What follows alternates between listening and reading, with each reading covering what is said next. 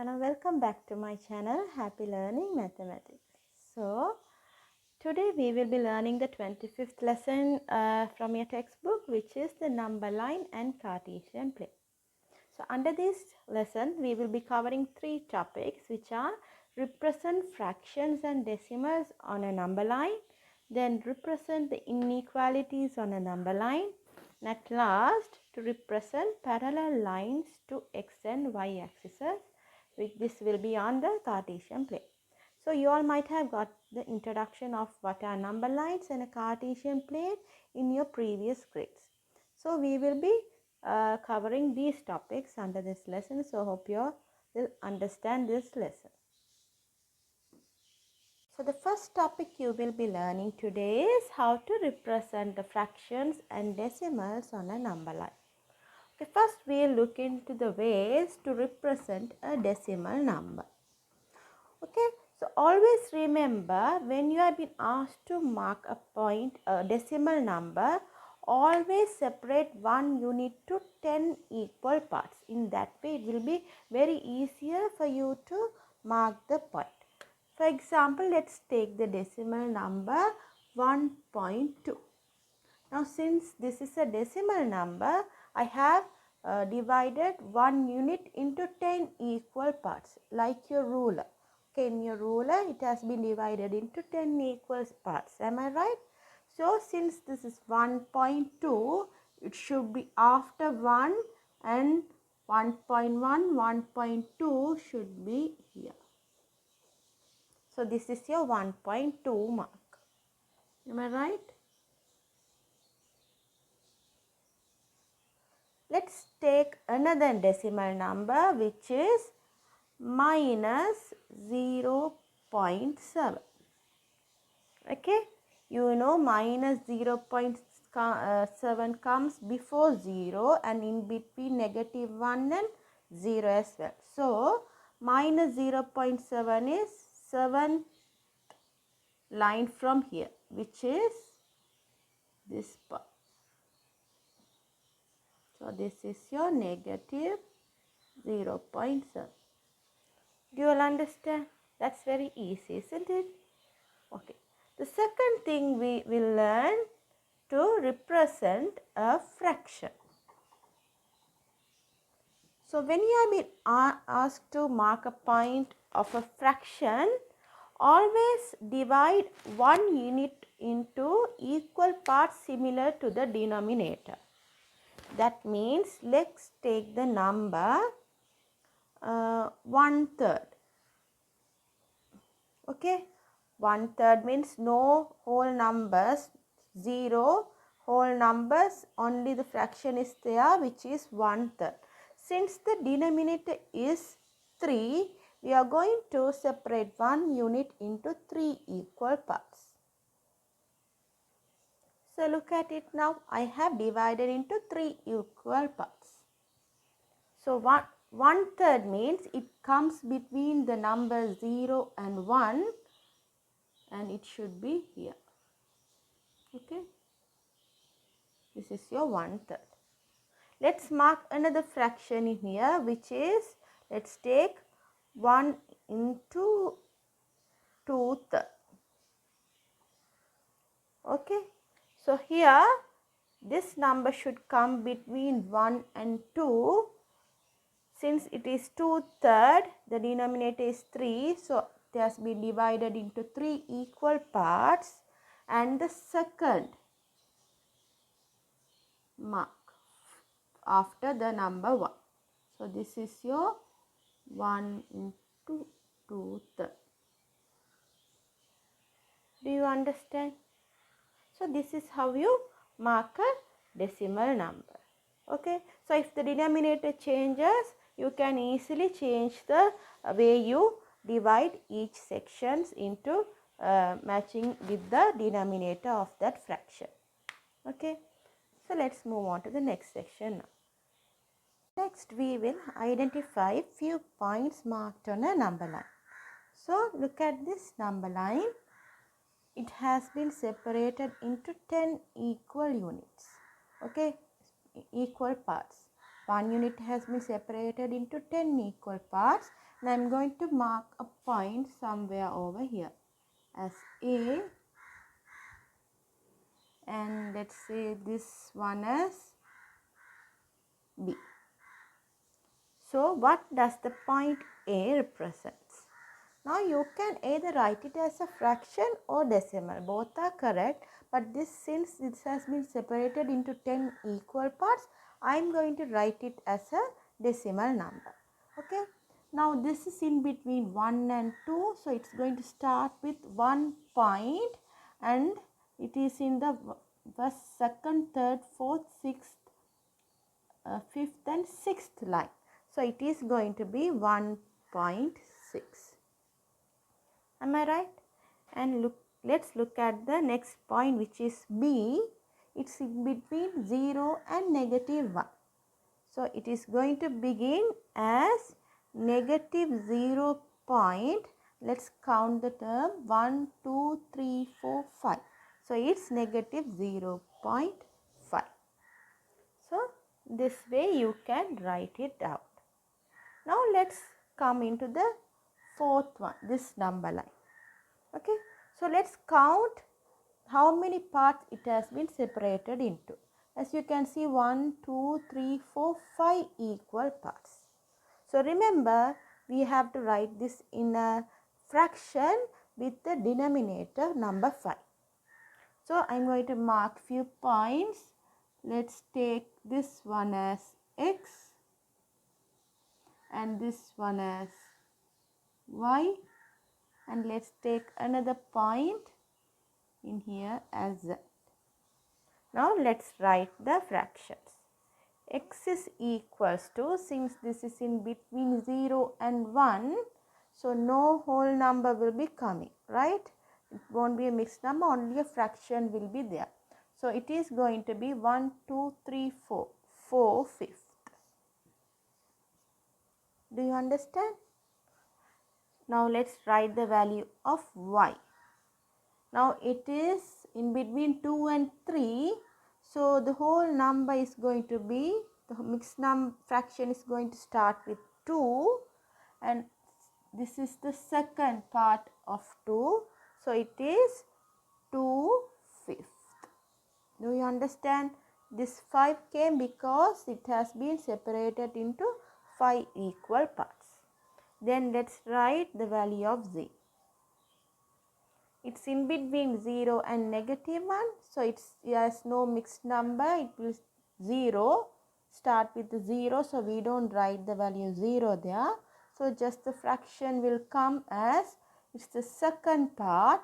So negative 2 fifths. Now do you understand? So this is how you read the point from a number line as well. Hope you did understand. So now let's move on to the next section. So the next topic we will be learning today is to represent an inequality with an algebraic term. Okay, so what is an inequality first? Now look here, this is an equal sign which denotes x takes the value of 5. X is equals to 5. Whereas this sign denotes x is greater than 5. So the value of x is going to be greater than above 5 only. Okay.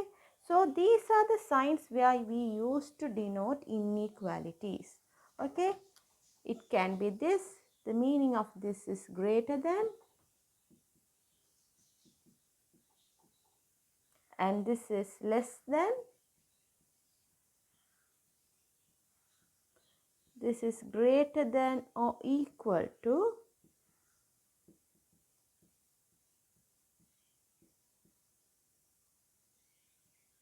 And at last, less than or equal to.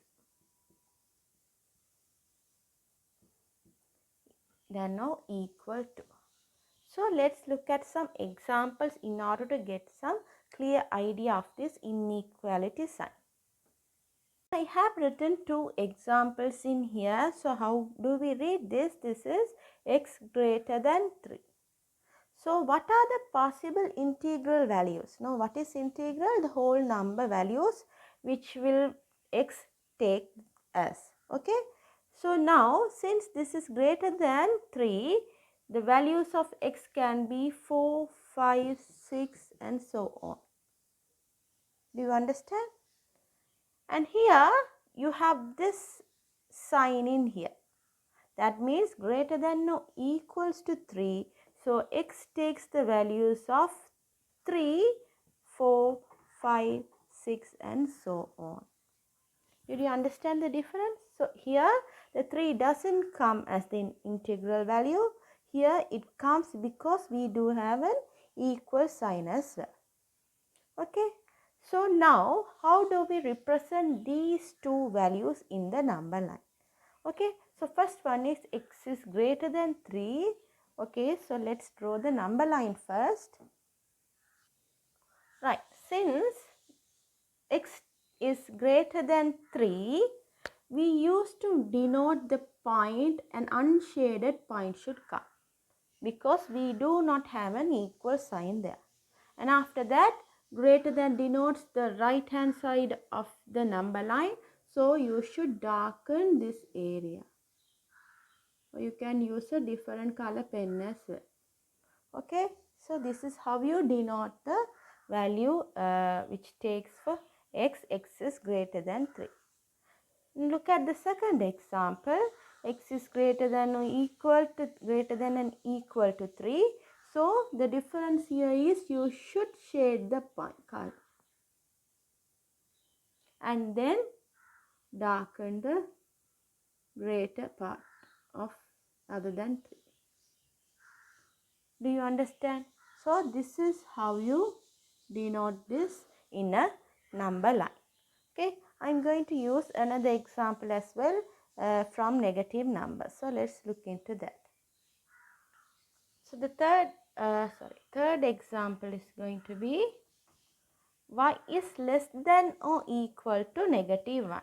So how do you actually read this now? Here, look at the narrow point denotes the x and the wider part of this sign denotes the -1.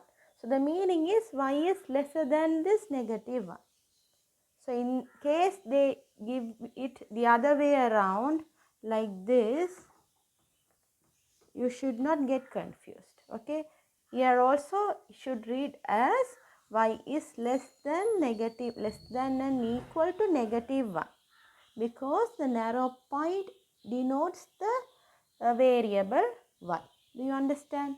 Okay. Now let's denote this, represent this in a number line. Y is less than and equal to -1. So we should mark a shaded point on -1 since the equal sign is there. Since this is lesser, you should darken the left part of the number line.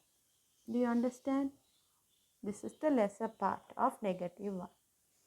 And look at the next example. Y is less than 1, no equal sign, so unshaded point.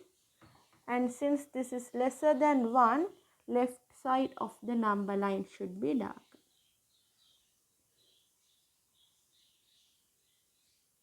So this is how you represent the values of an inequality. So there is something more in with this inequality. So let's look at that as well.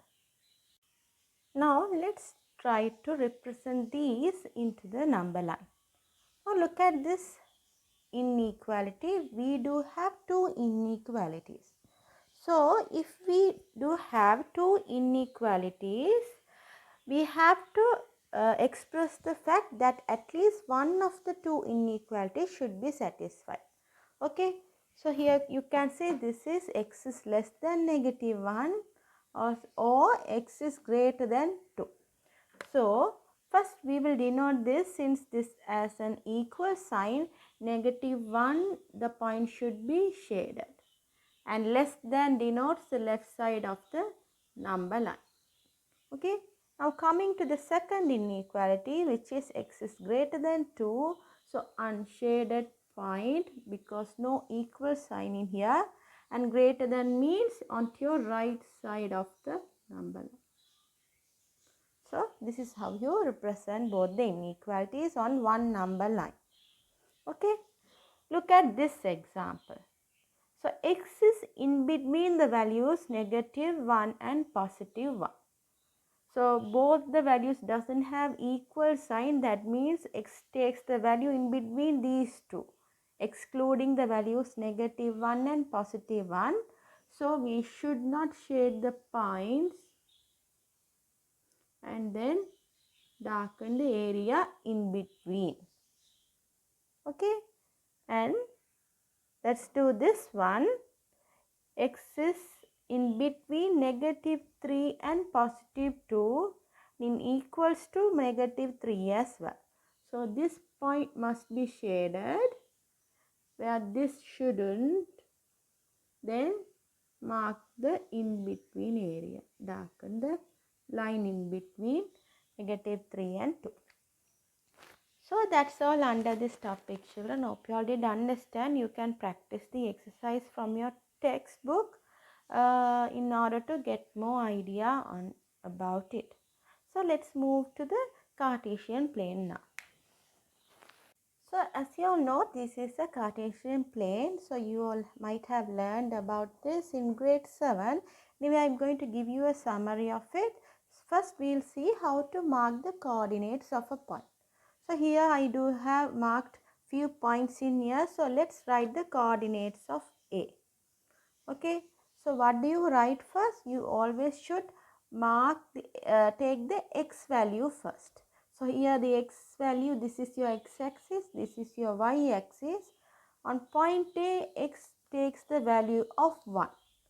So we write it as 1, comma, and the y value of it is 4. So 1 and 4 is the coordinates of point A.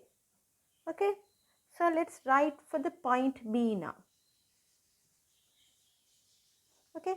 So first the value of x-axis should be taken, which is -2, and then the value of y, which is +2. So this is how you mark the coordinates on a Cartesian plane. Okay. So now let's look at the ways to represent a parallel line to x or y axis. Okay. So let's look at the red color line first. Now as you can see, this red line is parallel to the x-axis. Am I right? Now I am going to mark few points of this coordinates of this red color point. Okay. So this point we already learned that it is going to be -2, +2. Am I right? And look at this coordinate. Okay, that is going to be 0 and 2. 0, 2. This one is -2 and +2. And let's write the coordinate of this point as well, which is +2 and +2.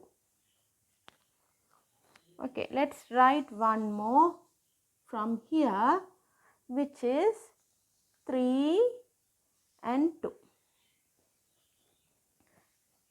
Now, can you observe similarity in these coordinates? What do you recognize? Okay, yes. Now, all these points are equal, same of x. The y values takes +2. Am I right? So, we are going to name this parallel line, this line which is parallel to x, as y is equals to 2. So, how do we name it? Y equals to 2. Why? Here, as you can see, the line parallel to x take in parallel to x-axis, the y values are all same. So, we do name the line as y equals the value where it intersects the y-axis. So, that's very easy to remember. You just have to check where this line intersects. It intersects at y-axis at the value of 2. So, you can name it as y equals to 2. Now, let's look at the other line, brown color line. Now, I am going to mark few points on this brown color line. First, let's mark the coordinate A, okay, which is 1 and 4, 1 comma 4. Let's take another point here, which is 1 comma 1, 1 and 1. Now you all know how to write the coordinates, right?